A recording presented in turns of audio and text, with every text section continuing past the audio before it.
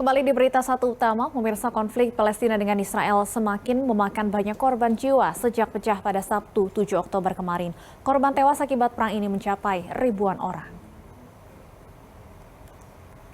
Kementerian Kesehatan Palestina pada hari Minggu kemarin menyampaikan sebanyak 413 warga Palestina meninggal dunia dalam serangan balasan yang digencarkan oleh Israel, termasuk diantaranya 78 anak-anak. Sementara 2.300 lainnya luka-luka. Di sisi lain, kantor berita Associated Press melaporkan ratusan warga Israel tewas dalam konflik itu.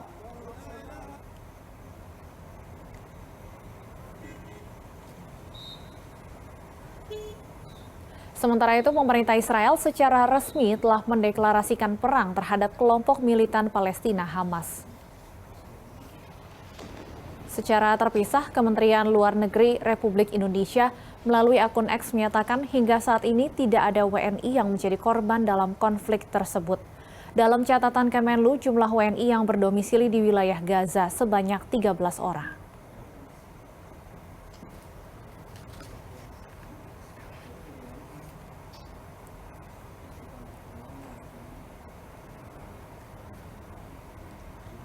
Dan pemirsa, kami sudah terhubung dengan Ade Patmo Sarwono, Duta Besar RI untuk Yordania dan Palestina. Selamat sore waktu Jakarta, Pak Ade. Selamat siang waktu Palestina.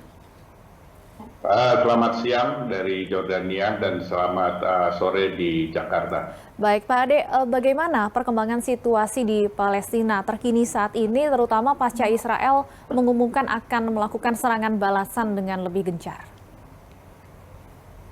Situasinya masih mencekam di jalur Gaza maupun di wilayah lain di tepi barat, khususnya di jalur Gaza. Pengeboman oleh serangan udara Israel maupun tembakan artileri Israel terus dilakukan dari tadi pagi sejak subuh, meskipun memang intensitasnya tidak semasif kemarin, tapi hari ini tetap masih ada serangan-serangan udara maupun penembakan artileri dari Israel.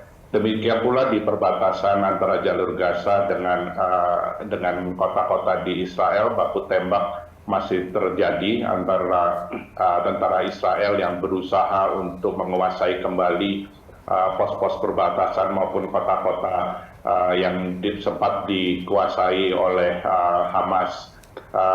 Dalam beberapa pemberitaan dilakukan saling klaim bahwa tentara Israel telah berhasil menguasai kota-kota yang ada di perbatasan maupun pos penjagaan, sementara Hamas juga mengklaim mereka masih bertahan. Nampaknya memang ada beberapa kota yang sudah bisa dikuasai oleh tentara Israel, tapi mungkin tidak sepenuhnya, dan itu juga diakui oleh militer Israel bahwa masih ada Hamas, anggota-anggota atau milisi Hamas di beberapa kantong-kantong.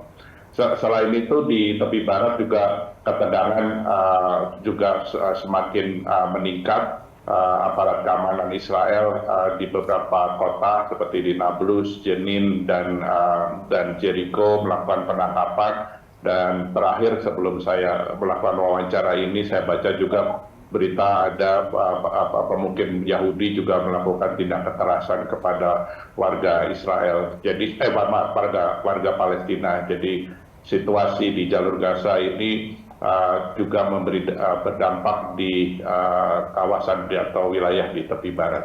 Pak Ade, saya ingin konfirmasi kembali, sampai detik ini tidak ada WNI yang menjadi korban, baik korban tewas maupun korban luka.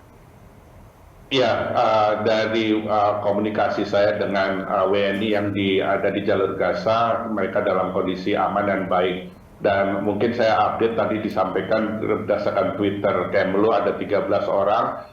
Data terakhir kita terupdate hari ini tinggal 10 orang, yang 3 sebetulnya ternyata sudah keluar sebelum terjadinya konflik.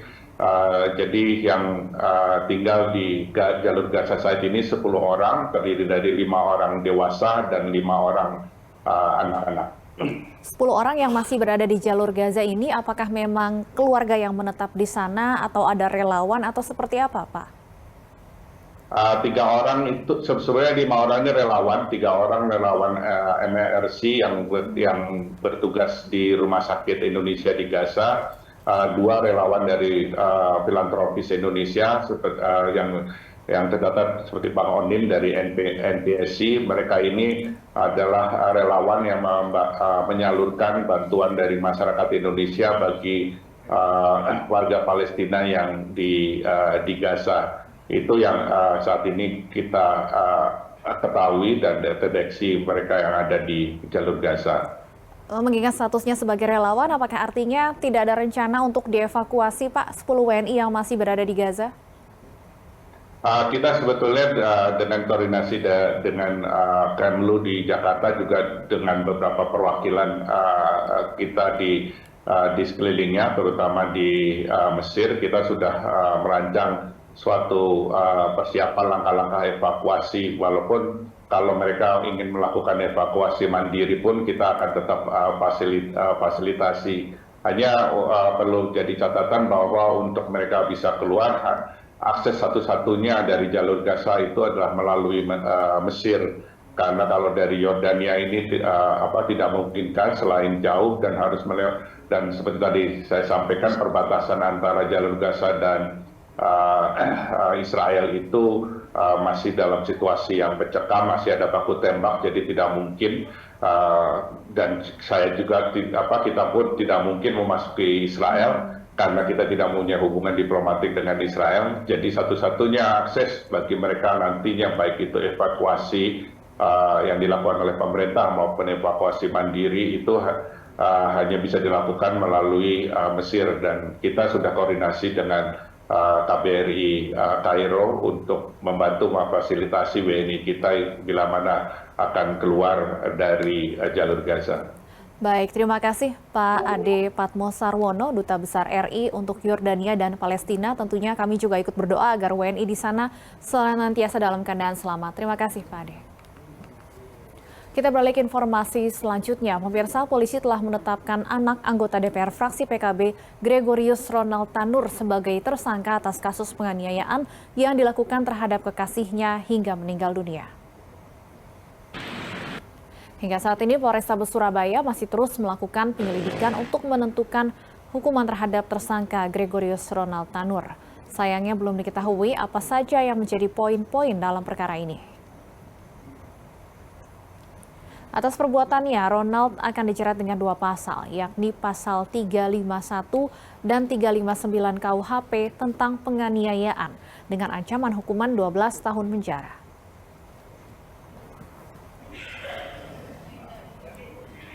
Bagaimana informasi terbaru dari kasus tersebut? Sudah terhubung jurnalis B-Universe Ahmad Ali.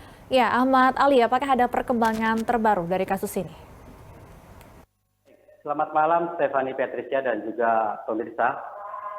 Untuk perkembangan hari ini, pihak Polrestabes Surabaya sendiri sudah atau telah melakukan gelar perkara untuk menentukan konstruksi hukum atau menentukan tambahan pasal yang akan dimasukkan kepada tersangka Ronald Tanur. Saat ini Polrestabes Surabaya telah menerapkan 2 pasal kepada tersangka Ronald Tanur, yakni pasal 351 ayat 3 dan juga 359, yang di situ pada pasal 351 ayat 3 itu menyebutkan tentang penganiayaan hingga meninggalnya seseorang. Dan untuk pasal 359 itu menyebutkan bahwa ada kelalaian hingga menyebabkan tewasnya seseorang. Namun dari pihak kuasa hukum atau dari pihak keluarga menyayangkan ada pasal yang hingga saat ini sesuai dengan laporan belum masuk pada keinginan atau belum masuk pada tersangka Ronald Tanur sendiri, yakni pasal 338 dengan yang menyebutkan bahwa 338 ini adalah pasal pembunuhan. Nah, hari ini juga kami sudah mengkonfirmasi secara langsung ke Kabid Humas Polda Jatim, Kombes Pol Dirmanto, membenarkan bahwa Polrestabes sudah melakukan gelar perkara. Ada 1 poin, yakni untuk menentukan rekonstruksi. Dan untuk yang lainnya, apakah pasal 338 nantinya akan dimasukkan dan disangkakan kepada tersangka Ronald Tanur masih belum diketahui. Demikian. Ya, Ahmad Ali, sempat ada informasi juga bahwa tersangka akan sempat meminta rekaman CCTV di TKP. Benarkah demikian, Ahmad Ali? Benar sekali, Patricia. Pihak pengelola dari Black Gold TV kemarin juga menyampaikan bahwa Ronald Tanur sempat meminta rekaman CCTV yang menyorot di TKP pemukulan, yakni tangga yang ada di Baik. Black Hole sendiri. Namun Baik, pihak KTV tidak bisa memberikan karena itu bukan hak dari pihak KTV, itu hak dari mall. Baik, terima kasih Ahmad Ali sudah melaporkan untuk Berita Satu Utama. Selamat bertugas kembali.